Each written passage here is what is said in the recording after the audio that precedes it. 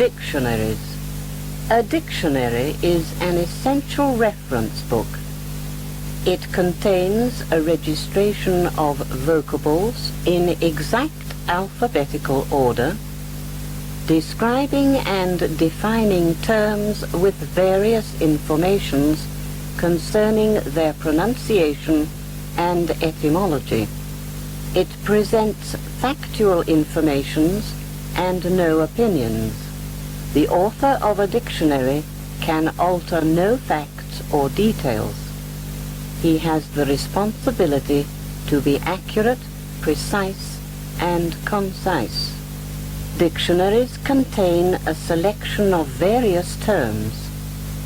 They usually contain definitions of terms used in common activities, literary terms used in literature, technical terms, familiar terms used in conversation, interesting antique terms, special idiomatic expressions, abbreviations, biographical names, and important proper names. The number of terms or phrases that a dictionary defines depends on its purpose. Every dictionary is specially predisposed to satisfy the questions of a certain type of public. An adolescent could not desire an explanation that a university professor would. No dictionary could record the totality of the existing vocables. No author is certain of the exact number of English words. Languages contain millions of geographical names and technical terms, too numerous to list completely. For example, 750,000 technical terms exist to describe insects. New popular and scientific terms are continually introduced in ordinary conversation. Unabridged dictionaries are enormous. They are the most complete dictionaries published and provide also definitions of obsolete and technical terms used by specialists in particular fields. Limited dictionaries like school dictionaries present selected vocables. Few individuals, including scholars, possess a vocabulary that contains over 100,000 vocables. Ordinary dictionaries usually contain 15,000 to 150,000 generally used terms. Dictionaries used in colleges contain detailed etymological information regarding the linguistic origins and history of terms. Specialized dictionaries are predisposed to provide information on scientific vocables. A geographical dictionary lists the names of cities, nations, and other regions. It provides the locality, correct pronunciation, and basic information about various places. A biographical dictionary lists the names, pronunciation, and certain data with regard to famous persons. A thesaurus contains lists of synonyms and antonyms. Navigation. In the past, the term navigator simply indicated a mariner. Currently, this term has a clear definition. A navigator is a person who, by precise scientific calculations, is able to determine the exact position of a ship or aeroplane during a journey, and the correct course that they must take in order to arrive at their destination. The Phoenicians were adventurous Mediterranean navigators. Using various reference points in the sky and the familiar European coastline, they regularly crossed the seas between North Africa and Britain. Simultaneously, navigators of the principal Phoenician colony, Carthage, undertook some expeditions to explore remote areas of Africa. The Egyptians also explored the coast of Africa, and the Greeks and other Mediterranean mariners reached India. The most adventurous primitive navigators were the North Europeans who, using the sun and the pole or North Star as astronomical reference points, navigated to England and across the Atlantic to America. Following the Roman Empire, the Arabs were the innovators of navigation techniques. They were excellent astronomers. In fact, they compiled extremely accurate stellar maps and excellent calendars. They also introduced the use of the magnetic compass and other navigational instruments. A subsequent important conquest was the accurate measurement of the altitude of the pole star in order to determine latitude. Gradually, some instruments were invented to observe the position of celestial corps. In the 14th century, some Portuguese explorers already used an instrument similar to the modern sextant. As the system to calculate longitude was created only several hundred years after, the method generally used for navigating across an ocean was to point in the general direction of the port of destination, maintaining the correct latitude. In 1675, England founded the Royal Observatory at Greenwich, which was an important event in nautical history. The function of the observatory was to compile accurate records concerning astronomical phenomena related to navigation. Its regular observations form the basis of the information contained in the Nautical Almanac, originally published in 1767. The Nautical Almanac presents the annual movements and relative positions on any particular date of planets and other important astronomical reference points. This observatory and the records it has compiled marked the origin of modern scientific navigation.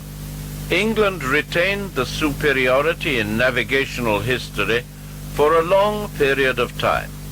Modern navigation is actually based on the same principles as traditional techniques, but a sophisticated technology has evolved with the help of progress achieved in radio communications and radar. Ships and aeroplanes are in constant contact with control systems and are provided with meteorological information. Automatic navigation technology is so advanced that aeroplanes frequently operate automatically, traveling long distances under the direction of computers. In the future, human navigators may be totally unnecessary, serving only in the case of danger or under special conditions. Latin. Latin is certainly the most important language of the group which experts in philology term Indo-European. The Latin language is structurally different from its modern descendants, particularly English, having a flexional type of grammatical structure. In Latin, the specific function or action of a word or a verb is determined by alterations made to the term itself. Modern linguistic systems use prepositions and articles to modify words and establish relationships between subjects, objects, and verbs. It is usually sufficient in Latin to alter the position or the final syllable of a word to describe various situations. Originally, Latin was simply the local speech used by the population in the ancient province of Latium, the part of Italy occupied today by the city of Rome.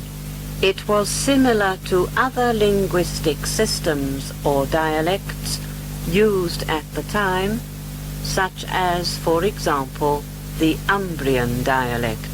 Since Rome was the center of the Roman Empire, the use of Latin spread throughout Europe. The Romans colonized the major part of Europe. They deliberately divulged the use of Latin as it constituted the most valid instrument to encourage the different colonized nations to accept their culture and thus form a stable, unified empire. Romans offered governmental employment to every citizen who had studied Latin. The speech used by common citizens of the Roman Empire, termed vulgar Latin, was different from the refined eloquence of literature and oration, classical Latin.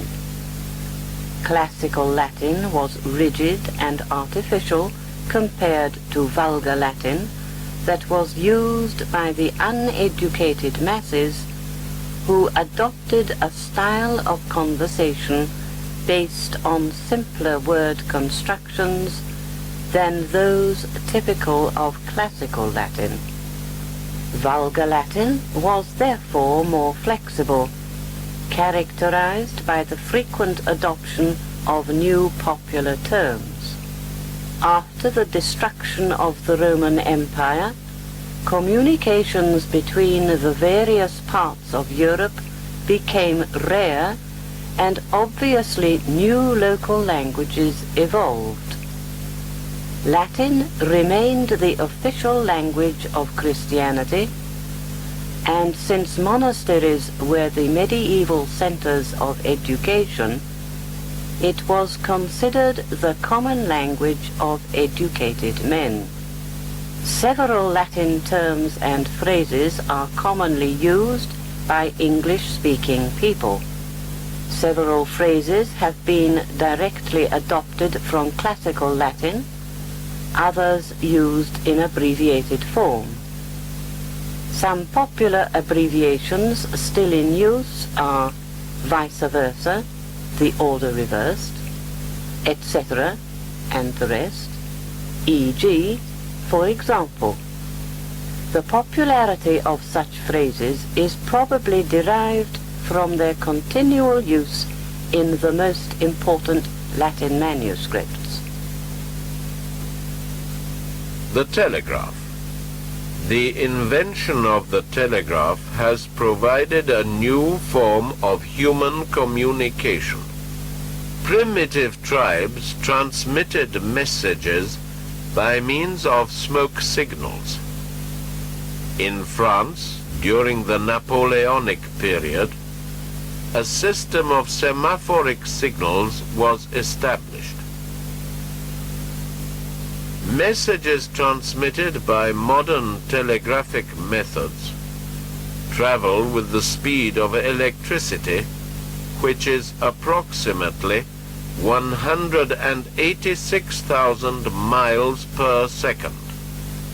Many telegraph lines have been constructed across mountains, deserts, and oceans. Billions of dollars have been invested to create international telegraphic communication systems.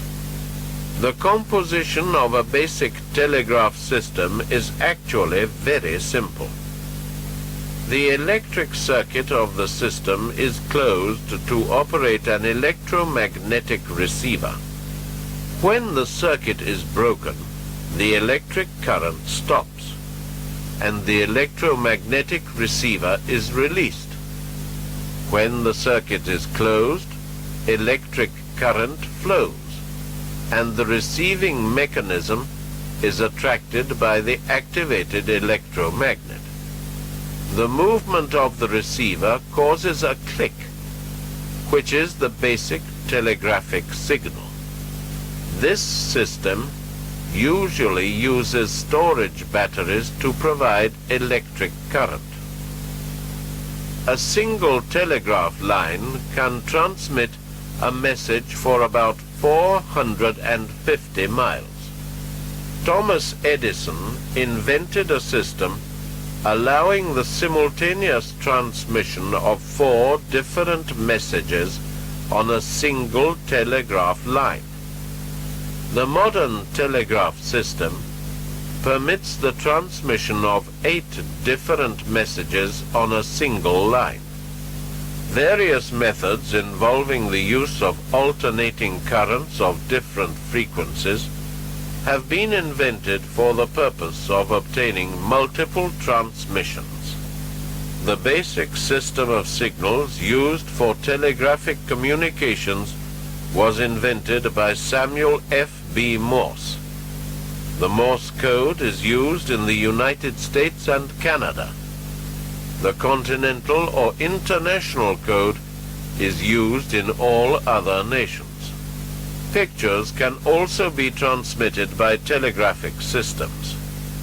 A photograph, in order to be transmitted, must be revolved on a cylinder. A photocell is used to generate an electronic signal containing information concerning the relative light and dark areas of the photograph. This information is transmitted by the telegraph to a receiving mechanism which reproduces the picture. The invention of the telegraph has required the contribution of various scientists. The electric battery, invented in 1799, provided the possibility of electrical systems of communication.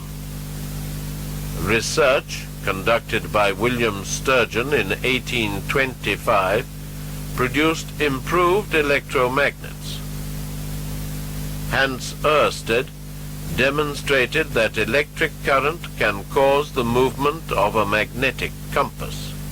Sir Charles Wheatstone, the famous English physicist, constructed a telegraph system based on Ørsted's experiment. Magnetism, generated by electric current, directed a compass needle to various alphabetic letters. Various models of Wheatstone's telegraphic system were constructed and used for communication.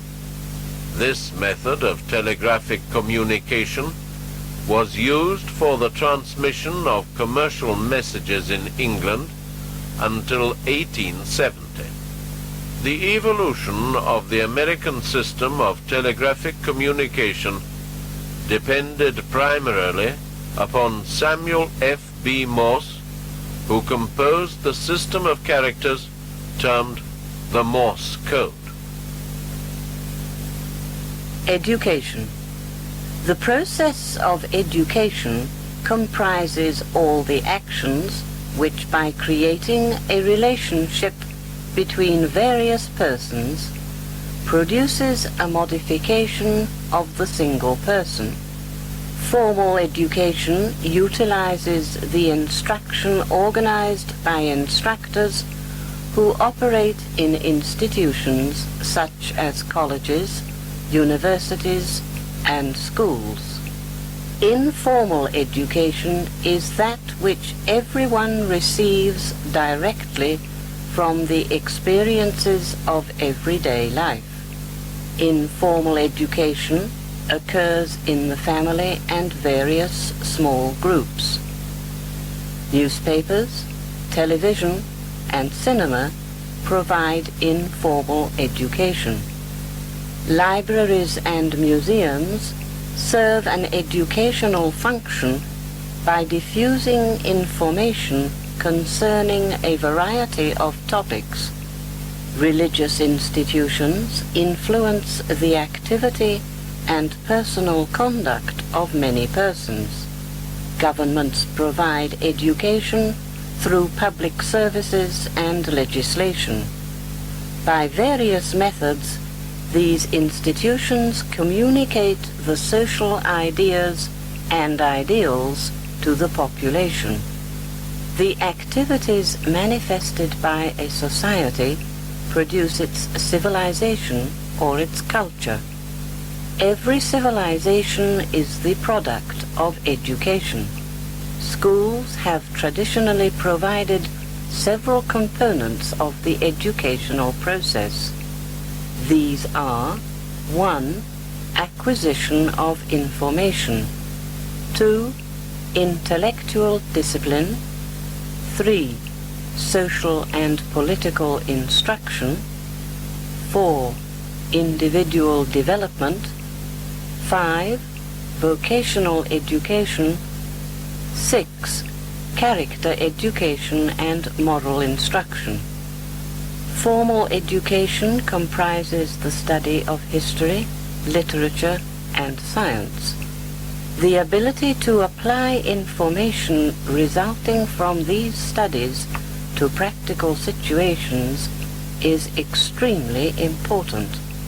The solution of intellectual problems through the knowledge of various subjects improves the rational faculties of students.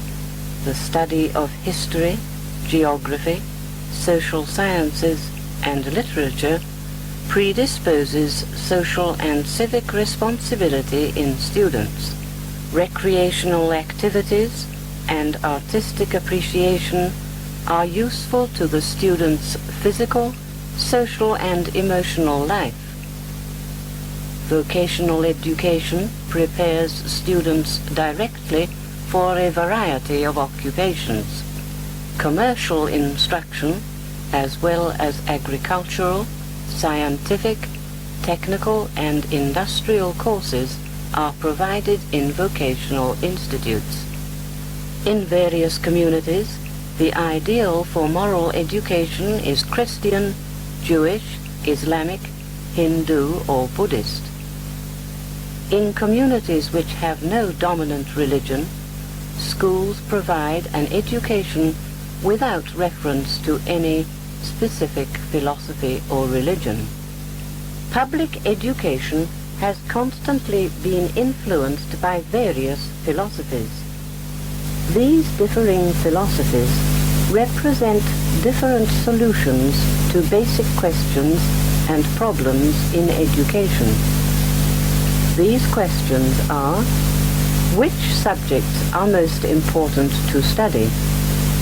How should a school program be organized? What are the best methods of education?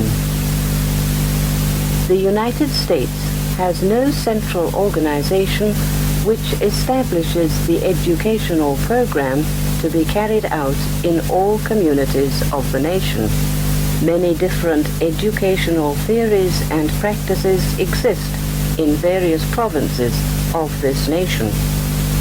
The most important educational theories in the United States are the progressive philosophy and the conservative philosophy. Conservative educators consider organization and definition of basic educational principles important, whereas progressive educators give to their activities and methods of instruction a less defined planning.